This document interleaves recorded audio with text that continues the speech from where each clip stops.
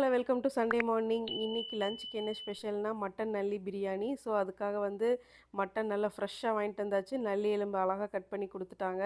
அதை வந்து நல்லா கழுவி ஹஸ்பண்ட் கொடுத்துட்டாருங்க. ஸோ அதை எடுத்து ஒரு பக்கம் வச்சாச்சு. அதுக்கப்புறம் இன்னொரு கிரேவிக்கு என்ன பண்ணுறோம் அப்படின்னு பார்த்தீங்கன்னா காடை தான் வாங்கியிருக்கேன். ஸோ காடை கிரேவியும் காடை பெப்பர் போட்டு கிரேவி பண்ணுறேன். இந்த பக்கம் பார்த்தீங்கன்னா அடுப்பில் ஃபஸ்ட்டு பிரியாணி கூட்டி வச்சிடலான்னு சொல்லிட்டு வெங்காயம் முழுசாக போட்ட பச்சை மிளகா, பிரியாணி இலை, அன்னாச்சி பூ, பட்டை, கிராம்பு, சோம்பு எல்லாமே போட்டுரும். கூடவே இஞ்சி பூண்டு பேஸ்ட்டு, இப்போ புதினா, அதுக்கப்புறம் மல்லித்தலை எல்லாமே போட்டு நல்லா வதக்கி விட்டணும். வதக்குனதுக்கப்புறம் கொஞ்சமாக உப்பு சேர்த்ததுக்கப்புறம் மட்டன் நல்லி எலும்பு உள்ளே போட்டாச்சு.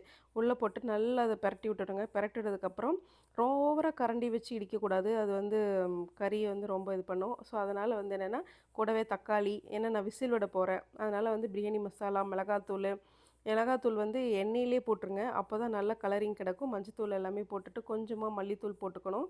கொஞ்சம் பிரியாணி மசாலா எல்லாமே போட்டு நான் வந்து 2 விசில் விடுறேன்.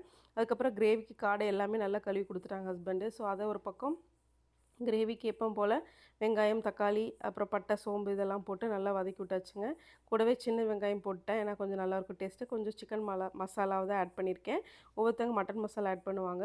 ஸோ இது வந்து பார்த்திங்கன்னா இந்த நண்டு, இந்த காடை ஃப்ரை, கௌதாரி ஃப்ரை, ஸோ அந்த மாதிரி வித்தியாசமான ஏதாவது ஃப்ரை பண்ணுறோம் அப்படின்னா கொஞ்சம் காரத்தை வந்து கொஞ்சம் தூக்கலாக நம்ம பண்ணணும். அப்போ தான் வந்து அதோட கவுச்சி ஸ்மெல் இல்லாமல் இருக்கும். இதே நீங்கள் நார்மலாக சிக்கன் கிரேவி பண்ணுற மாதிரி பண்ணக்கூடாது. இதில் வந்து எல்லாமே ஸ்பைசஸ் கொஞ்சம் எக்ஸ்ட்ரா தான் ஆட் பண்ணணும். அப்போ தான் அந்த வாடை இல்லாமல் நல்லாயிருக்கும் ஸ்மெல்லு.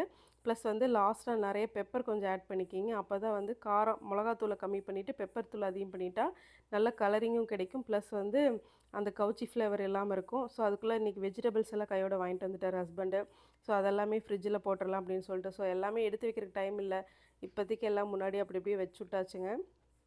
நாளைக்கு கொஞ்சம் சாவகாசமாக எல்லாமே தனித்தனியாக எடுத்துக்கலாம் அப்படின்னு சொல்லிட்டு எல்லா வெஜிடபிள்ஸ் வாங்கிட்டு வந்தாங்க. அதுக்கப்புறம் முட்டையெல்லாம் அவரே எப்போவுமே பாக்ஸில் எல்லாம் போட்டு நீட்டாக வச்சுருவார். சரி, அதுக்குள்ளே பார்த்திங்கன்னா கிரேவி எல்லாமே இதாகிடுச்சு. மட்டனும் விசில் விட்டு எல்லாம் எடுத்து வச்சாச்சு. ஸோ அதுக்கப்புறம் ஒரு கொதி வர டைமில் வந்து நான் பாஸ்மதி ரைஸ் தான் ஊற போட்டிருந்தேன். ஸோ அதை வந்து நல்லா தண்ணி வடித்து போட்டுக்கணும். ஏன்னா நம்ம ஆல்ரெடி வந்து கரெக்டாக தண்ணி வச்சாச்சு. நான் வந்து எனக்கு எப்போ ரைஸ் போடுற அளவுக்கு தண்ணி வச்சுருக்கேன். உங்கள் வீட்டில் எப்படி வைப்பீங்களோ அந்த மாதிரி வச்சுக்கோங்க. ஸோ அது வந்து பார்த்திங்கன்னா அரிசி ரொம்ப கரண்டி போடக்கூடாது, உடஞ்சிரும். அதனால் அழுங்காமல் லைட்டாக லெமன் புழிஞ்சிட்டோம்னா ரொம்ப அரிசி வந்து பாயில் ஆகாமல் அழகாக மெதுன்னு பூ மாதிரி வரும். அதுக்கப்புறம் கிரேவி எல்லாமே ரெடி ஆயிடுச்சு. பிரியாணி சூப்பராக அப்படி விதையாக வந்துருச்சு பார்த்திங்களா, பக்காவாக வந்துருச்சு.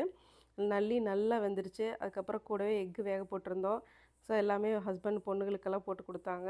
சரி, ஃபைனலாக கூடவே பார்த்திங்கன்னா நன்னாரி சர்பத் ஆட் பண்ணியிருந்தேன். லெமன் போட்டு நன்னாரி எல்லாம் போட்டு இதுக்கு காம்பினேஷன் செமையாக இருக்கும். பார்த்தா ஆரஞ்சு ஜூஸ் மாதிரியே இருந்தது. தேங்க்யூ. சண்டே நல்லா சூப்பராக என்ஜாய் பண்ணுங்கள்.